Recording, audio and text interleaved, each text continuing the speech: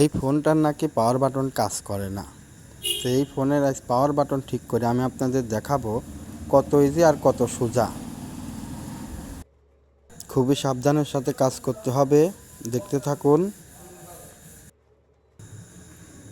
আপনারাও এভাবে খুলে ফেলেন। মাদারবোর্ডে আস্তে করে শোন দিলাম। এখানে কিন্তু পাওয়ার বাটনের রিবন থাকে, খুবই সাবধান। এই যে এটা হলো মাদারবোর্ড, এই যে এইখানে দেখতেই পাচ্ছেন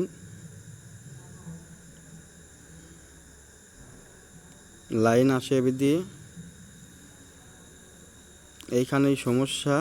আমার মনে হচ্ছে এখানে একটু রাং ধরা দিলে পরেই কাজটা হবে, অর্থাৎ মাদারবোর্ডের সাথে যে লাইন থাকে সেই লাইনটা পাচ্ছে না জন্যেই এই অবস্থা হয়েছে, হাত থেকে পড়ে যায়। দেখেন কিভাবে রাং ধরা দিচ্ছি আমি, খুবই সুন্দর করে দেখেন। আর এভাবেই কাজটা করেন, তাহলে হবে।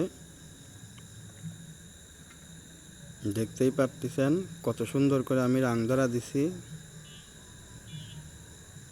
এখন একটু টেপ মারবো, এটা হচ্ছে মেডিকেল টেপ, মেরে দিছি। দেখেন দর্শক,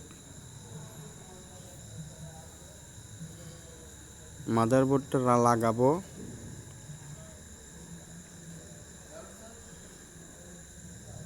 ব্যাটারি কানেকশন দিলাম, ডিসপ্লে লাইনও দিলাম, লজিক বোর্ডের লাইনও দিলাম। খুবই সুন্দর করে লাগায়েন। এখানে কিন্তু বাস্ট হয় লুজ কালেকশন হলে। নেটওয়ার্কের লাইন এটাও লাগাই দিবেন, খুবই সাবধান।